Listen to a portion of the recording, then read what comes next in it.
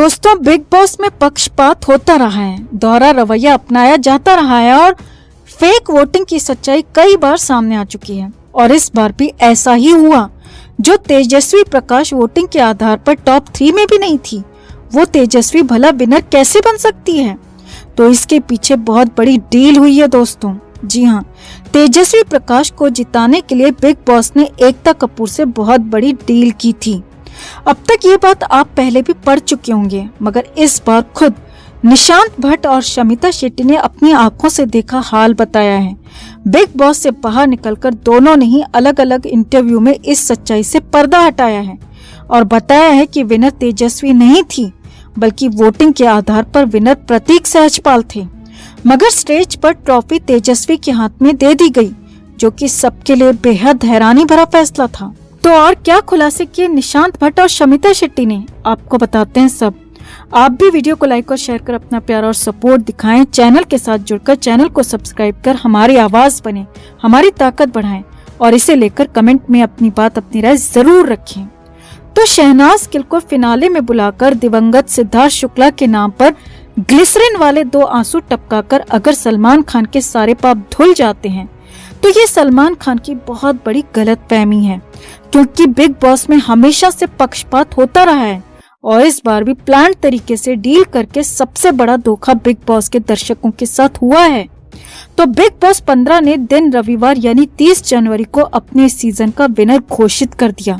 प्रतीक सहजपाल और करण कुंद्रा को हराकर तेजस्वी प्रकाश को इस सीजन का विनर बनाया गया है। इस घोषणा से जहां तेजस्वी के फैंस बेहद खुश नजर आए, वहीं बिग बॉस के 70% फैंस इस फैसले से नाखुश हैं, क्योंकि उनका मानना है कि खिलाड़ियों की जर्नी के आधार पर इस शो का विनर प्रतीक सहजपाल को होना चाहिए और फैंस तेजस्वी के विनर बनाने के इस फैसले को पूरी तरह पक्षपातपूर्ण बता रहे हैं। अब एक ऐसा ही ट्वीट सीनियर जर्नलिस्ट ने भी किया है, जिस पर शमिता शेट्टी का जवाब सबका ध्यान खींच रहा है। तो भावना सौम्या नाम की एक सीनियर जर्नलिस्ट और कॉलमनिस्ट ने अपने ट्वीट में लिखा है कि मुझे लगता है कि शमिता शेट्टी इसीलिए बिग बॉस की विनर नहीं बन पाई क्योंकि वो शिल्पा शेट्टी की बहन है, और वहीं तेजस्वी प्रकाश इसीलिए शो की विनर रही क्योंकि वो कलर्स टीवी के शो की नई नागिन है। मेरे हिसाब से चैनल के एक्टर्स को अयोग्य घोषित कर देना चाहिए। यहाँ पर पत्रकार ने अपने ट्वीट में साफ साफ बता दिया कि तेजस्वी के जीतने की सबसे बड़ी वजह क्या है। अब शमिता शेट्टी ने इस ट्वीट पर फौरन रिएक्शन दिया, जिसमें उन्होंने कुछ ना कहते हुए भी बहुत कुछ कह दिया। शमिता ने इस ट्वीट के जवाब में लिखा, इसके अलावा मैं और कुछ क्या कह सकती हूँ। थैंक यू भावना सौम्या, आपके प्यार और ईमानदार ओपिनियन देने के लिए।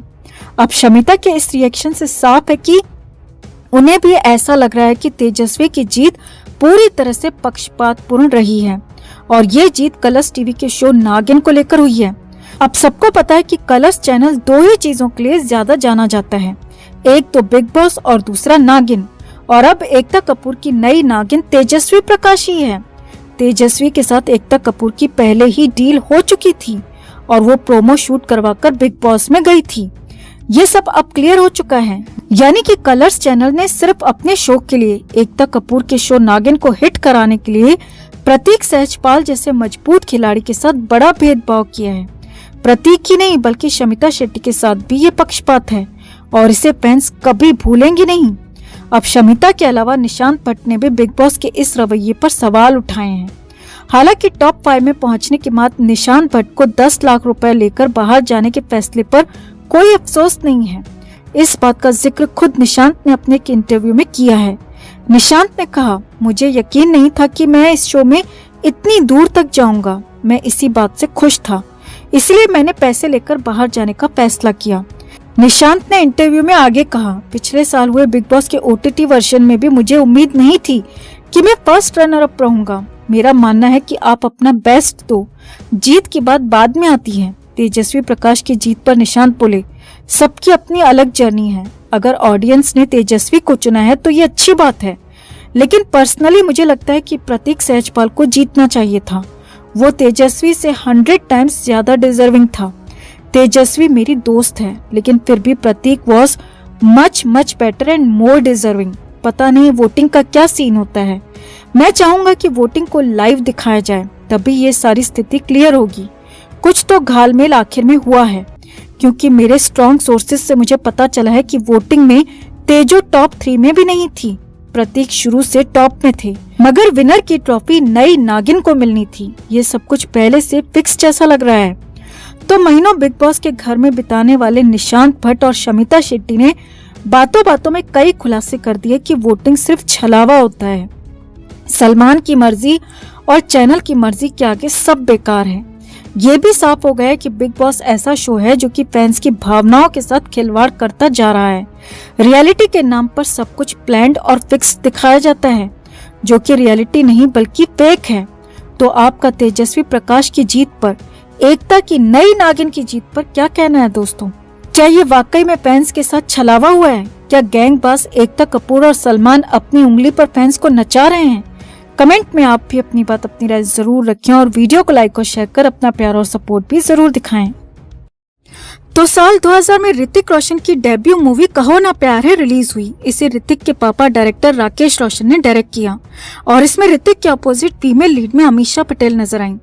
बताया जाता है कि सोनिया सक्सेना के रोल के लिए पहले करीना कपूर को सिलेक्ट किया गया था, लेकिन करीना उन दिनों रेफ्यूजी फिल्म की शूटिंग में बिजी थी और इस वजह से बात नहीं बन पाई और ये फिल्म अमीषा पटेल की झोली में आ गई।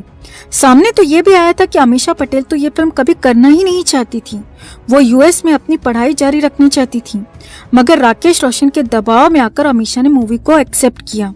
अब जहां अमीषा की कहो ना प्यार है ने बम्पर कमाई की और मेजर सक्सेस हासिल की, सुपर डुपर हिट रही, वहीं उसी साल आई करीना की रेफ्यूजी बुरी तरह से फ्लॉप रही थी। हर तरफ अमीषा पटेल के चर्चे थे, हर कोई अमीषा को कास्ट करना चाहता था। हर डायरेक्टर की नजर 22 साल की एक्ट्रेस अमीषा पटेल पर थी और देखते ही देखते फिर अगले साल 2001 में अमीषा ने एक और ब्लॉकबस्टर फिल्म के रूप में गदर फिल्म दी। इसके बाद तो अमीषा पटेल का नाम बॉलीवुड की टॉप एक्ट्रेसेस में शुमार हो गया, मगर बॉलीवुड में बैठे खानदानी स्टार्स को ये बात कहाँ पचती। जहाँ करीना कपूर बुरी तरह फ्लॉप रही, वहीं एक आउटसाइडर ने सफलता के झंडे गाड़ दिए। ये बात उस दौर में कई एक्ट्रेसेस और एक्टर्स को बेहद चुभ गई। बस उसी के बाद अमीषा पटेल के साथ वो सब कुछ हुआ जो शायद किसी ने कल्पना में भी नहीं सोचा होगा। अब 22 साल बाद अमीषा पटेल ने इस बारे में अपनी जुबान खोली है और करीना कपूर का नाम लेकर काफी कुछ कहा है। अमीषा पटेल ने हालिया इंटरव्यू में बताया कि अगर उनका वश चलता तो मैं अब तक मरवा दी जा चुकी होती। मुझे बॉलीवुड से आउट करने की हर तरह की कोशिश की गई। कई बार तो मुझे लगता था कि जैसे कोई मेरी कार का पीछा कर रहा है। कई बार मेरे मैनेजर ने भी कार का पीछा करने की बात मुझसे कही। वो बातें याद कर मैं आज भी डर जाती हूँ। अमीषा पटेल का कहना है कि वो तो मैं कांग्रेस के बड़े नेता की पोती थी, इसीलिए वो लोग मेरा ज्यादा कुछ नहीं बिगाड़ पाए। अमीषा ने कहा, मैं तो फिल्मों में कभी आना ही नहीं चाहती थी। मैं इकोनॉमिक्स में मेडलिस्ट हूँ और इसी में अपनी पढ़ाई आगे करना चाहती थी, मगर डेस्टिनी को शायद कुछ और ही मंजूर था। अमीषा ने बताया कि मैं करीना कपूर को बहुत ज्यादा नहीं जानती, मैंने कभी उनके बारे में ज्यादा इंटरेस्ट नहीं लिया, मगर मीडिया के थ्रू पता चलता रहता था कि करीना मुझसे बहुत जेलस रहती हैं। मीडिया के जरिए मुझे पता चलता था कि गदर फिल्म के बाद करीना ने बयान दिया था और मेरे लिए थर्ड क्लास शब्द का भी यूज किया था, जो मुझे बहुत बुरा लगा, लेकिन मैंने आज से पहले इस बारे में कभी कुछ